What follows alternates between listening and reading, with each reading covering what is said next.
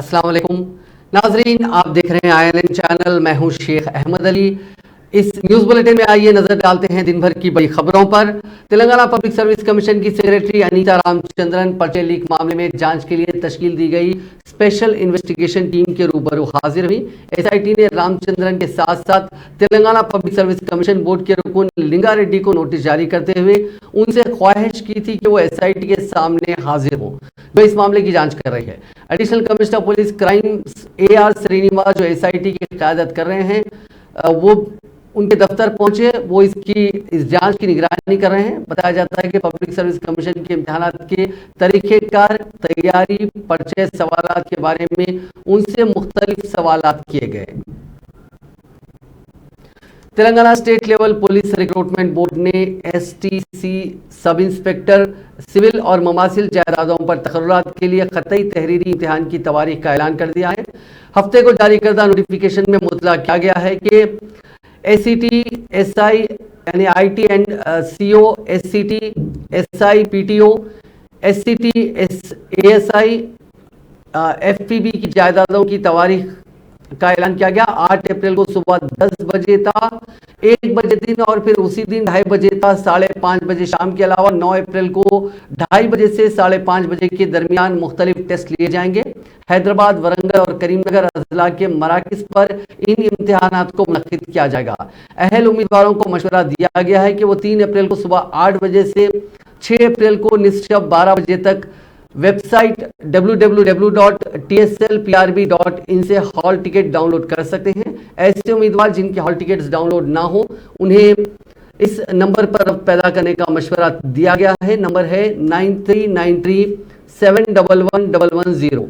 एक बार नंबर हम दोहरा देते हैं, 9393711110। तेलंगाना बोर्ड ऑफ इंटरमीडिएट ने 1 अप्रैल से 31 मई तक रियासत के तमाम जूनियर कॉलेजेस के लिए गरमाई तातीलात का ऐलान किया है और 1 जून से रियासत भर के कॉलेजेस दोबारा खोल दिए जाएंगे। बोर्ड ऑफ इंटरमीडिएट के ओहदेदारों ने खानगी कॉलेजेस को इंतबाह दिया है कि बोर्ड की जानिब से दी गई तातीलात की खिलाफ वर्जी पर सख्त कार्रवाई की जाएगी। इसी तरह बोर्ड ने तालीमी साल 2023-24 में जूनियर कॉलेजेस के काम के अयाम की तफसीलात पर मबनी कैलेंडर जारी किया, जिसके तहत आइंदा तालीमी साल 304 अयाम का होगा, जिसमें 227 अयाम जूनियर कॉलेजेस काम करेंगे। ईद, त्योहार और दीगर तातीलात को मिलाकर 77 अयाम में तातीलात रहेंगी। बोर्ड के ओहदेदारों ने कहा कि शेड्यूल के मुताबिक इंटर साल अव्वल में दाखिलों का आगाज होगा। वक्त से कबल दाखिला देने वाले जूनियर कॉलेजेस के खिलाफ कार्रवाई की जाएगी। ग्रेटर हैदराबाद म्युनिसिपल कॉरपोरेशन को माली साल के अख्तिताम के दिन यानी 31 मार्च को रिकॉर्ड सतह की जायदाद टैक्स यानी प्रॉपर्टी टैक्स की रकम वसूल हुई है। ज़राए के मुताबिक माली साल 2022-23 के दौरान GHMC ने प्रॉपर्टी टैक्स के जरिए 2000 करोड़ रुपए की आमदनी हासिल करने का निशाना मुकर्रर किया था। माली साल के आखिरी दिन 31 मार्च की रात 11 बजे तक GHMC को जायदाद टैक्स की शक्ल में 1681 करोड़ 72 लाख रुपए की रकम वसूल हुई। ज़राए ने बताया कि सबसे ज्यादा टैक्स की रकम खैरताबाद जोन से 435 करोड़ 57 लाख और सबसे कम चार मीनार जोन से 122 करोड़ 86 लाख रुपए की रकम वसूल हुई, जबकि श्रीलिंगमपल्ली जोन से 348 करोड़ 60 लाख, एलबी नगर जोन से 259 करोड़ 6 लाख, कुकटपल्ली जोन से 288 करोड़ 18 लाख और सिकंदराबाद जोन से 233 करोड़ 44 लाख की आमदनी हुई। Indian medical association Telangana chapter ने लाजमी अद्वियात की कीमतों में इजाफे की सख्ती से मुखालिफत की और रियासती हुकूमत पर जोर दिया कि वो इजाफे का बोझ बर्दाश्त करे ताकि अवाम इन कीमतों में इजाफे से मुतासिर ना हो। सदर एसोसिएशन डॉक्टर BN राव ने यहाँ जारी करदा एक बयान में बताया कि 384 ज़रूरी और लाजमी अद्वियात की कीमतों में 11% का इजाफा कर दिया गया, जिसके लिए होलसेल प्राइस इंडेक्स की कीमत में इजाफे का उज़र पेश किया गया। उन्होंने कहा कि कीमतों में इजाफे की वजह से सारिफिन को लाजमी यानी कंपलसरी मेडिसिन के लिए मजीद रकूमत खर्च करनी पड़ेगी, जिनमें एंटी इन्फेक्शन के अद्वियात, खल्ब की अद्वियात के अलावा एंटीबायोटिक शामिल है। डॉक्टर BN राव ने कहा कि लाजमी खिदमात और ज़िंदगी बचाने वाली अद्वियात ज़रूरतमंदों के लिए अहमियत रखती हैं और मरकज़ी और रियासती हुकूमतों की यह जिम्मेदारी है कि वो गरीब अवाम को काबिल दस्तरस कीमतों में अद्वियात की दस्तयाबी को यकीनी बनाएं। उन्होंने कहा कि कीमतों में गैर मामूली इजाफे का बोझ रास तौर पर उन गरीब अफराद पर पड़ेगा जो सरकारी दवाखानों में इलाज करवाते हैं और बाहर से अद्वियात खरीदा करते हैं। शहर हैदराबाद में आज एनफोर्समेंट डायरेक्टरेट ने सरकर्दा फार्मा कंपनियों के डायरेक्टर्स के मकानात और दफातर की तलाशी ली। हफ्ते की सुबह अचानक ये कार्रवाई की गई। जायका के मुताबिक मरकजी एजेंसी के अहदेदारों की 15 टीमों ने एक साथ ये तलाशी ली। पटेन शेरू, जुबली हिल्स, बंजारा हिल्स, मादापुर, कुकटपल्ली समेत 15 इलाकों में तलाशी की कार्रवाई अंजाम दी गई। कबल भी ईडी ने हैदराबाद की बाज कंपनियों पर छापे मारे थे। दोनों तेलुगु रियासतों तेलंगाना और आंध्र प्रदेश में गर्मी की लहर में रोज बरोज इजाफा होता जा रहा है। महकमे मौसमियात ने कहा कि हैदराबाद में अप्रैल में दर्जे हरारत में बतदरीज इजाफा होगा। हुक्काम का कहना है कि दर्जे हरारत 42 डिग्री तक दर्ज किए जाने का इम्कान है। दर्जे हरारत में रोज बरोज इजाफा ही होता जा रहा है। दोनों रियासतों के अजला के अलावा मुख्तलिफ मकामात पर शदीद गर्मी की लहर देखी जा रही है। गर्मी से बचने के लिए लोग मुख्तलिफ तदाबीर इख्तियार कर रहे हैं। दोपहर के वक्त सड़कों पर ट्रैफिक में कमी देखी जा रही है। चीफ मिनिस्टर और सदर बीआरएस के चंद्रशेखर राव ने कहा है कि मेरी तमाम सियासी जिंदगी तहरीकों और जद्दोजहद में ही गुजरी है। वो अपनी सियासी जिंदगी में कई नशीबो फराज देख चुके हैं, लेकिन कभी भी हिम्मत नहीं हारे। संजीदगी से काम करते हुए हर चीज को हासिल करने की कोशिश की। इसी कोशिश और जद्दोजहद में तेलंगाना रियासत को हासिल किया गया। इन ख्यालात का इजहार चीफ मिनिस्टर चंद्रशेखर राव ने तेलंगाना भवन में पार्टी की एक तकरीब में किया। उन्होंने कहा कि मुल्क भर में 94 लाख एकड़ अराजियात पर धान की काश्त होती है, जिनमें 56 लाख एकड़ अराजी तेलंगाना की है। उन्होंने आज तेलंगाना भवन में महाराष्ट्र शेतकरी संगठन, किसान कायद, शरद जोशी प्राणीत और उस रियासत से ताल्लुक रखने वाले बेशतर किसान तंजीमों के कायदीन की बीआरएस में शमूलियत के मौके पर मुनक़िदा तकरीब से खिताब करते हुए ये बात कही।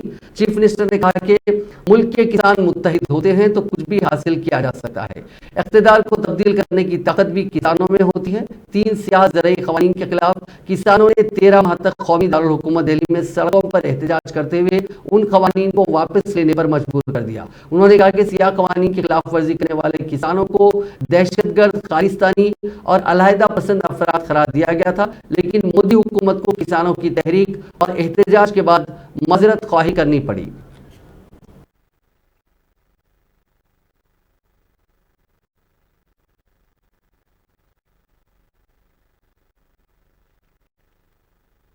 नारायणराव विभूति, अनिल राजनकर, गणेश पाटिल।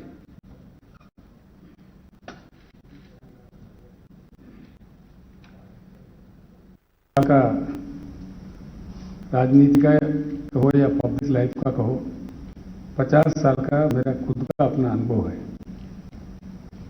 काफी चीजों को मैं देख चुका हूं, कहीं उठते गिरते, कहीं वेव्स, कहीं आंदोलन, सभी मैं देख चुका हूं। इस बार किसानों का जो पीड़ा इस देश में है, इसको मैंने अपने सर पे ले लिया है। इसलिए ये किसानों का जो भी लड़ाई है, एक न्याय का, इंसाफ का ये जंग है, कोई अन्याय वाला जंग नहीं है। मैं एक ही बात आपको कहना चाहूंगा, असंभव कोई चीज होता ही नहीं, जरूर हर चीज संभव है अगर हम ताकतवर हो, हमारे सोच में, हमारे बुद्धि में, हमारे विचार में, हमारे दिल में, हमारे दिमाग में अगर ईमानदारी हो, कन्विक्शन हो, जरूर हम जीत जाएंगे। कुछ समय की बात है, कुछ समय की बात। हमारे बीवी पाटिल भी है, वहां पर मैं भूल गया, एमपी साहब है हमारे, और नांदेड़ के दामाद है, उनके ससुराल नांदेड़ से है, आपके दामाद है। तो हमारे बीवी पाटिल जी भी है, उनका भी मैं स्वागत करता हूं। और असंभव का कोई नाम नहीं है। वहीं बैठ के आपकी कुर्सियां ये दीवार हटा के आगे आ जाते हैं, हम लोग इंटरैक्शन सेशन करते हैं। भाषण तो कई सुने हैं, सोचने वाली एक बात है, हर समस्या का एक समाधान होता ही है। हर ताला का जैसा चाबी होता है, हर समस्या का जरूर समाधान होता है। तो समाधान को कितना जल्द हम ढूंढ पाए, उसी में हमारा होशियारी का इसमें टेस्ट है, परीक्षा है। तो जहां जो भी समाज समस्याओं का समाधान जल्दी ढूंढ पाए, जल्दी ढूंढ सके, वहां बहुत जोरदार विकास, अच्छा क्रांति देखने को मिला। ऐसा नहीं है कि किसानों का समस्या पे किसी ने नहीं लड़ा। मैं लोहा में यही बात कही थी। उस समय सर चोटूराम से लेके ब्रिटिश जमाने से 1935 से पंजाब के जो लाडला थे सर चोटूराम सबसे पहला नेता थे जो किसानों के लिए आवाज उठाए इस देश में। उनके साथ महेंद्र सिंह टिकायत जी, महाराष्ट्र में शरद जोशी जी, बेंगलुरु में कर्नाटक में प्रोफेसर नंजुंडा स्वामी जी, तमिलनाडु से नारायण स्वामी जी और पंजाब राज्य से हमारे राजोवाल जी, हरियाणा राज्य से हमारे गुरनाम सिंह चिड़ोली जी और कई अन्य नेता, कई अन्य दल, अन्य नेता किसानों का राजनीति।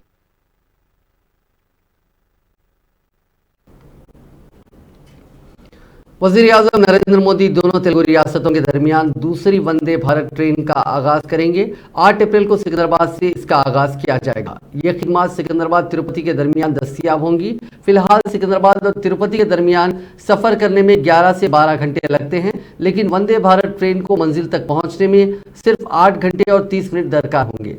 इफ्तिताई ट्रेन नलगुंडा, मिरियालगुड़ा, पेदुगोराला, गुंटूर, तेनाली, बापटला, चिराला, ओंगोल, नेल्लूर और गुडूर स्टेशनों पर तवक्कुफ करेगी।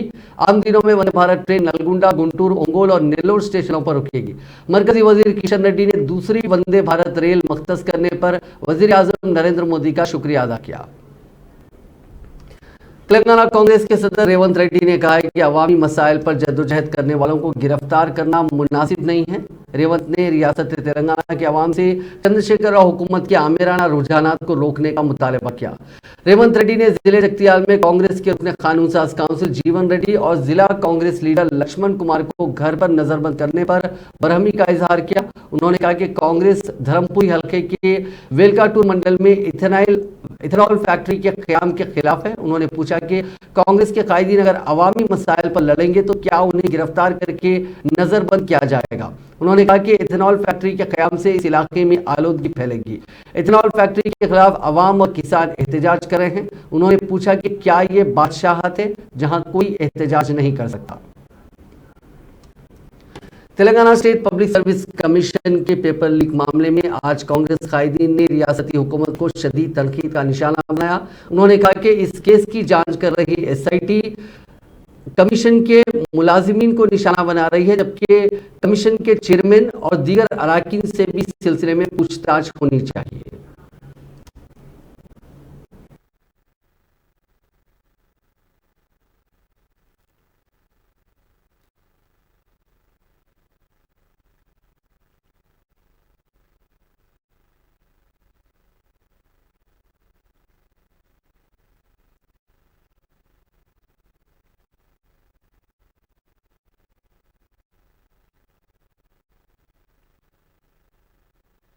स्टेट पब्लिक सर्विस कमीशन जो एग्जामिनेशन कंडक्ट करा उसमें पेपर लीकेज हुआ। उसके बाद अब एक सिट बना के उसका इंक्वायरी हो रहा। वो सिट ने पब्लिक सर्विस कमीशन में छोटा एम्प्लॉयज को पकड़ के इंक्वायरी कर रहा। हमारा डिमांड है उधर वो चेयरमैन, मेंबर्स और सेक्रेटरीज को सस्पेंड करके पूरा इंक्वायरी करके जो ये पेपर्स को लीक कर रहा है उसको सजा देना बोल के हम डिमांड कर रहे हैं। उसके बारे में ये डीजीपी एसीबी को भी आज रिप्रेजेंट देने के लिए आया। वो लेटर हमारा पीसीसी प्रेसिडेंट रेवंत रेड्डी लिख के उसका सिग्नेचर है, हम भी साइन करके अभी डीजीपी को दे के बाहर आ रहे हैं। अभी जो फिलहाल जो सिट में जो सेक्रेटरी और सेक्शन ऑफिसर को भी सिट ने नोटिस जारी किया कि उनका भी इन्वॉल्वमेंट इसमें है, और जब गवर्नमेंट ऑफिसर का फाइनेंशियल ट्रांजैक्शन इन्वॉल्वमेंट रहता है उसमें एसीबी इन्वॉल्व होकर उनको इंक्वायरी करने की ज़रूरत है। इसीलिए हम आज एसीबी को रिप्रेजेंटेशन दिए। क्यों बोलते ये पूरे रिप्रेजेंटेशन जो हम कोर्ट में पिटीशन फाइल करें, जब कोर्ट में इसका 11th के दिन जब आता, जब कोर्ट में सब सबमिट करना पड़ता, जो स्टेट के जो सिट के इंक्वायरी ऑफिसर जो एसीबी कल जो ये पूरे सिस्टम में आप कंप्लेंट नहीं थे, इसलिए आज हम आके एसीबी को नोटिस, अगर एसीबी इस पे कार्रवाई एक्शन नहीं लेते हम कोर्ट के माध्यम से हम इसके ऊपर फर्दर प्रोसीड और एक्शन के लिए जाते हैं। तेलंगाना कांग्रेस पार्टी ने दिल्ली में एहतजाज का फैसला किया। राहुल गांधी को नाअहल करार देने के खिलाफ 3 अप्रैल को जंतर मंतर पर धरने का एहतमाम किया जाएगा। पार्टी के ज़ाहिर ने इंकशाफ किया कि ऑल इंडिया फिशरमैन कांग्रेस के बैनर तले होने वाले इस एहतजाज में मुल्क के मुख्तलिफ मकामात से तकरीबन 20,000 अफराद की शिरकत मुतवक्को है। पार्टी ज़राए ने वाज़ेह किया है कि AICC के अहम कायदीन के साथ दिल्ली कांग्रेस पार्टी के नुमाइंदे भी इस धरने में बड़ी तादाद में शिरकत करेंगे। इस मौके पर तेलंगाना फिशरमैन कांग्रेस के चेयरमैन साई कुमार ने कहा कि बीजेपी की पॉलिसी जमहूरियत को तबाह करने वाली है। मोदी की जालिम हुक्मरानी का बहुत जल्द खात्मा होगा। उन्होंने कहा कि बीजेपी अडानी और अंबानी के फायदे के लिए काम कर रही है।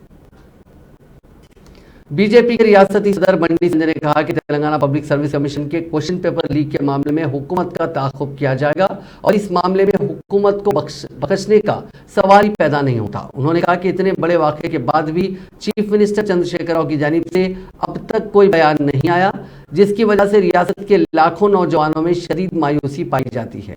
उन्होंने कहा कि क्वेश्चन पेपर लीक के मामले में फर्जन के मुबैना तौर पर मुलविस होने की अफवाहों के बाद ही चीफ मिनिस्टर इस मसले पर बात करने से कायफ है। इसी तरह चीफ मिनिस्टर अपनी दुख्तर कविता के शराब स्कैम मामले पर भी कोई तबसरा नहीं कर रहे हैं। बंडी संजय ने आज फिर एक मरतबा इस बात का अदा किया कि क्वेश्चन पेपर लीक के मामले में BRS के अहम कायदीन का हाथ है। उन्होंने कहा कि रियासत में जब कभी धांधलियां या स्कैम मंजर आम पर आते हैं तो वजीर KT रामाराव का एक ही बयान होता है कि इस मामले से उनका कोई ताल्लुक नहीं है। उन्होंने कहा कि तेलंगाना पब्लिक सर्विस कमीशन के क्वेश्चन पेपर लीक का मामला कोई छोटा नहीं, लेकिन हुकूमत SIT के जरिए इस तहकीकात को करवाते हुए छोटे अफराद को मुलज़िम करार देते हुए इस केस को बंद कर देगी। बीजेपी के मुअत्तल रुकन असम्बली राजा सिंह के खिलाफ रामनवमी शोभा यात्रा के दौरान इश्तियाल अंगेज तकरीर पर मामला दर्ज कर लिया गया। राजा सिंह ने शोभा यात्रा के दौरान जुमेरात को इश्तियाल अंगेज तकरीर करते हुए मुख्तलिफ तबकात के दरमियान मुकासिमत को फरोग देने की कोशिश की थी।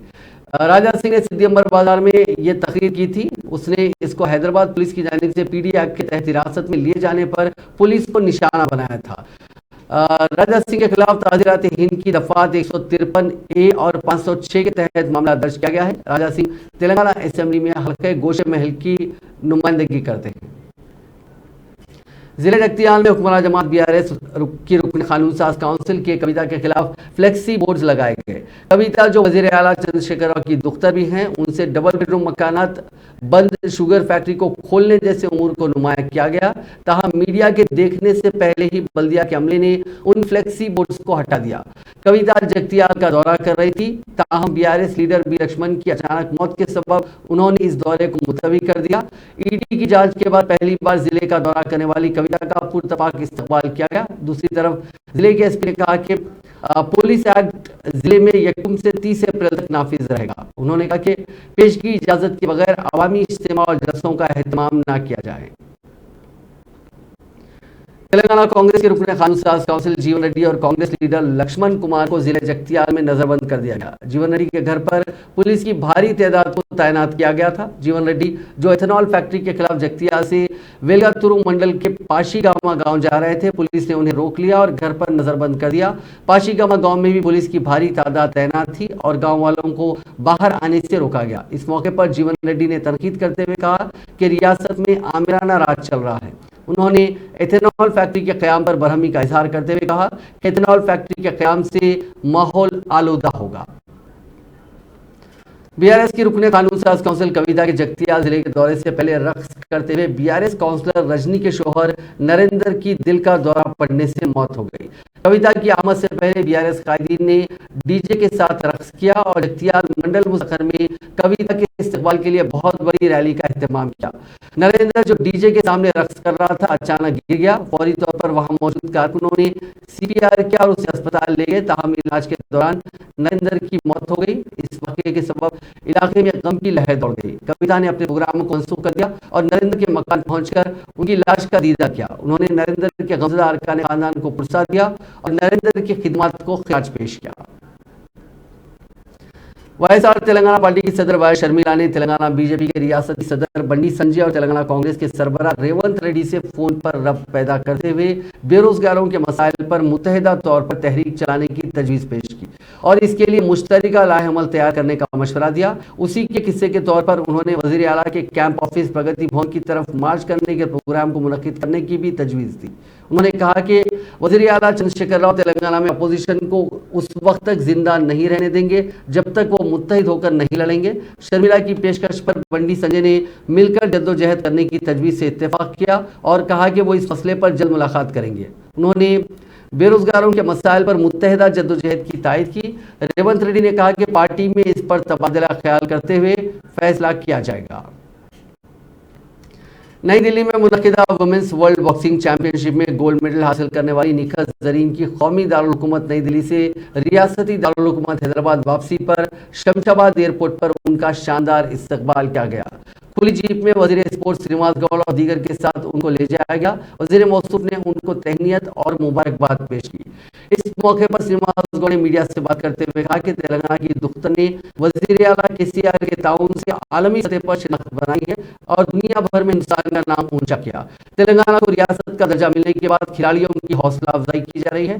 वजीर आला खेल की बेहतर पॉलिसी तैयार कर रहे हैं और एकेडमीज का क़याम अमल में लाया जा रहा है।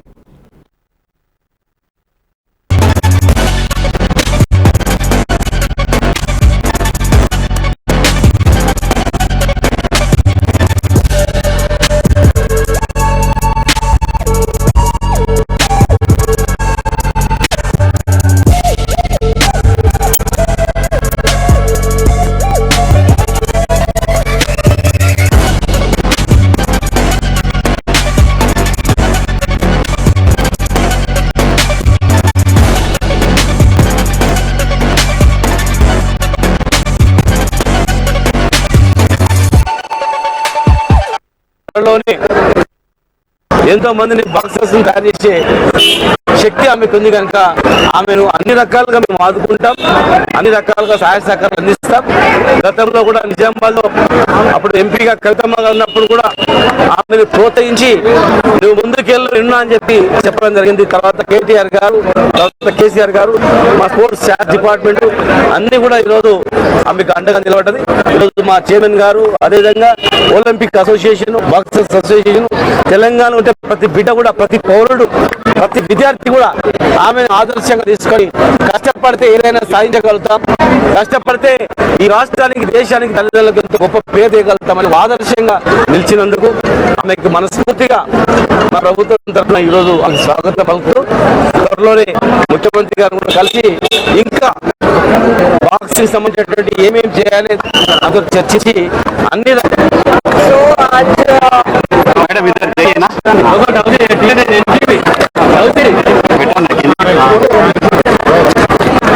Firstly, I would like to thank our Sports Minister Srinivas Gaur and Chairman Garu and Jammu and అందరికీ ఈరోజు whoever has come and welcomed me. I was very happy the way everyone welcomed me and I would like to thank CM KCR Garu, Kavita Madam and KTS sir for always being very supportive. Because of their support only నేను ఈ రోజు 2 times world championship gold medal సాధించాను. So ఇది నా second time world championship gold medal. చాలా happy feel అవుతున్నాను భారతదేశం కోసం, తెలంగాణ కోసం ఇలాగే మీ అందరు సపోర్ట్ ఉంటే డెఫినెట్లీ నేను ఒలింపిక్స్ లో కూడా గోల్డ్ సాధించాలని కోరుకుంటున్నాను. ఇంతకుముందు గోల్డ్ మెడల్ సాధించడానికి ఇప్పుడు ఇండియన్ బాక్సింగ్ అసోసియేషన్ IPL के 16वें सीजन के हिस्से के तौर पर हैदराबाद के ओपल स्टेडियम में 7 मैचेस होंगे। पहला मैच सनराइजर्स हैदराबाद और राजस्थान रॉयल्स के दरमियान 2 अप्रैल को होगा। Commissioner police Rachakonda DS Chauhan ने एक मीडिया कॉन्फ्रेंस में स्टेडियम में IPL मैचेस के सिक्योरिटी इंतजामात की तफसीलात से वाकिफ करवाया।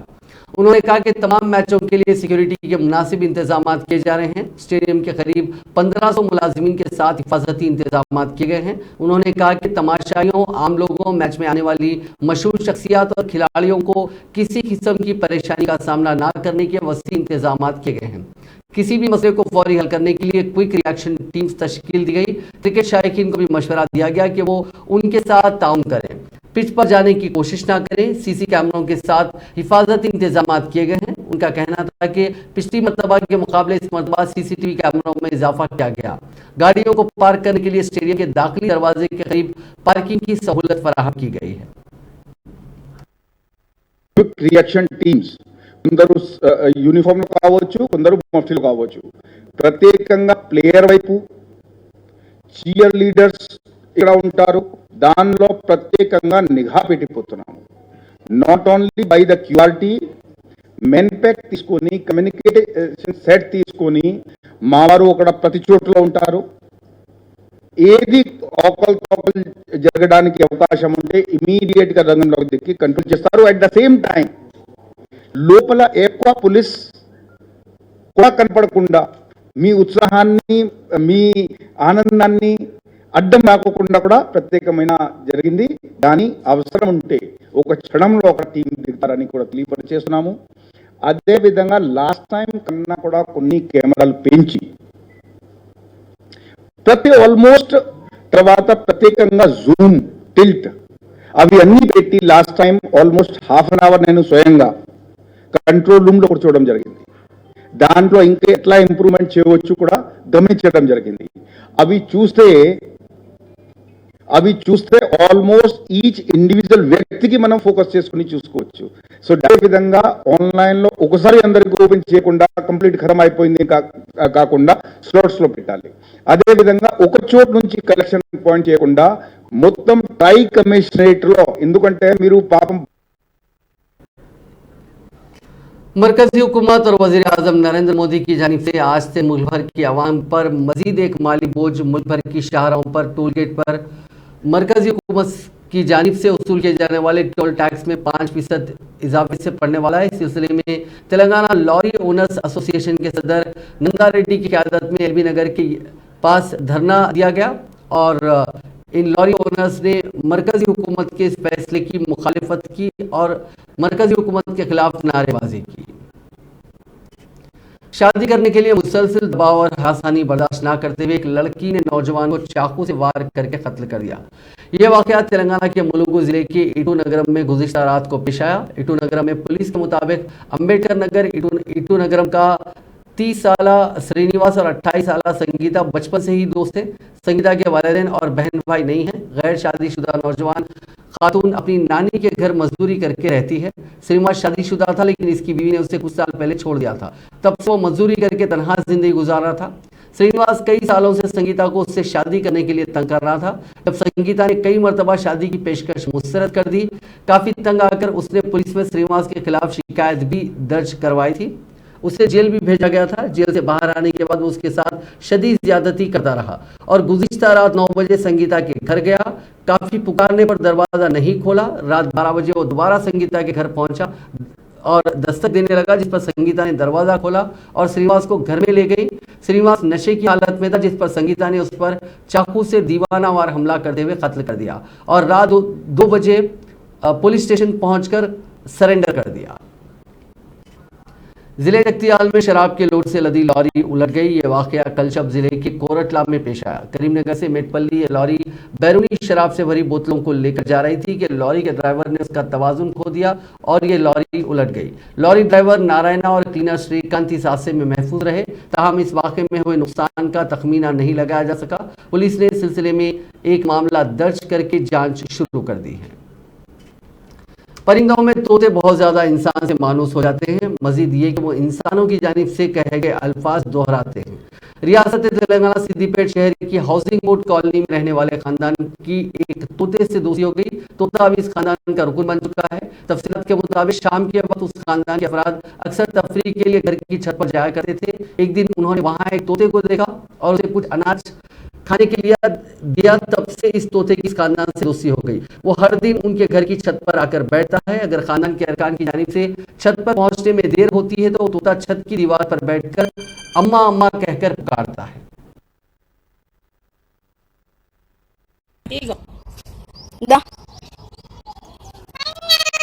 अम्मा अम्मा तिनो तिनो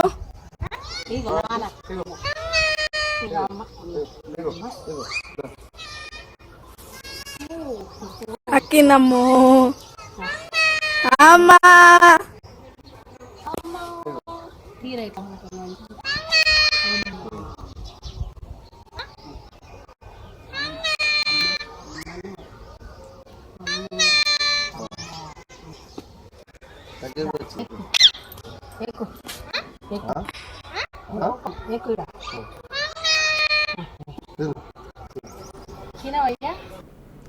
नाजरीन, इस न्यूज़ बुलेटिन में बस इतना ही। आप देखते रहिए INN चैनल।